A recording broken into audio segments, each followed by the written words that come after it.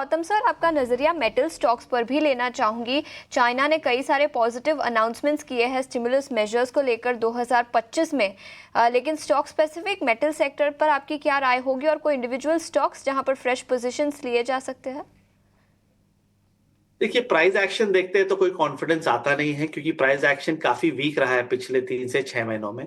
But अगर आप इस डेटा पॉइंट को अगर आप फैक्टर इन करते हैं और ratio charts metals versus the Nifty देखते हैं, तो मुझे लगता है कि मेटल्स एक बहुत अच्छी अपॉर्चुनिटी है इस लेवल्स पे।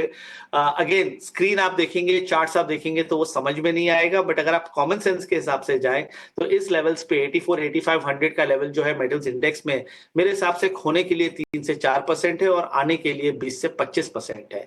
तो सारे जो टॉप स्टॉक्स है, JSPL, JSW steel, Hindalco, Vedanta, NALCO, मुझे लगता है कि 2025 में अच्छे करेंगे। और एज इन्वेस्टर्स अगर आप एक बास्केट बना के अगर इसमें खरीदारी करते हैं और थोड़ा सा पेशेंटली होल्ड करें, तो आई थिंक इसमें अच्छी रिटर्न बननी चाहिए, क्योंकि ये सेक्टर भी 8 महीने के कंसोलिडेशन से निकल रहा है और पिछले 6-7 दिनों में हमने इसमें काफी अच्छी स्टेबिलिटी देखी। कल के फॉल में भी मेटल्स ज्यादा नहीं गिरे।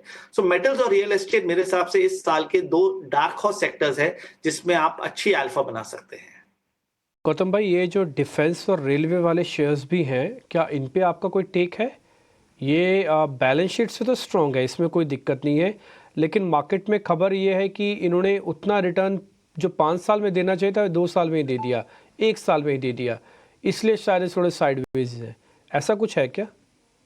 ये पूरे मार्केट में हुआ है पिछले 4 सालों में। आई थिंक अगर आप पिछले 25-30 साल का ट्रैक रिकॉर्ड देखें, तो मार्केट में जो ट्रेंड्स होती थी वो 2 साल, 3 साल, 5 साल में आपको रिटर्न्स देती थी।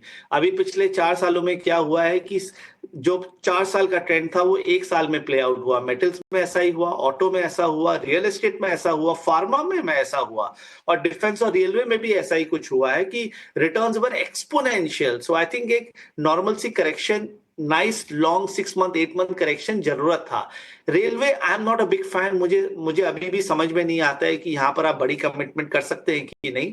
मगर डिफेंस मेरे हिसाब से एक अच्छा लॉन्ग लंबा करेक्शन से निकल के आ रहा है, फंडामेंटल्स अच्छे हैं और डिफेंस एक स्ट्रक्चरल स्टोरी है। तो मेरा मानना है कि डिफेंस स्टॉक्स में डेफिनेटली यहाँ पर कमिटमेंट बना सकते हैं, बट हम अपने क्लाइंट्स को यही बोल रहे हैं कि थोड़ा सा मार्केट स्ट्रेंथ पे लीजिए। निफ्टी में मैंने आपको ऊपर का लेवल नहीं दिया, बट जब तक 23,350 और 23,500 क्लियर नहीं होता है, we will not get into an up trend again. So अगर कमिटमेंट बनानी है, instead of buying the dip, you rather buy on strength, तब आप मोमेंटम और ट्रेंड आपके साथ में रहेगा। So defence definitely long term के हिसाब से खरीद सकते हैं, रेलवे को ठीक है, डिफेंस खरीद सकते हैं, रेलवे को ठीक है, डिफेंस खरीद सकते हैं, रेलवे को थोड़ा अवॉइड करने की सलाह है। गौतम भाई,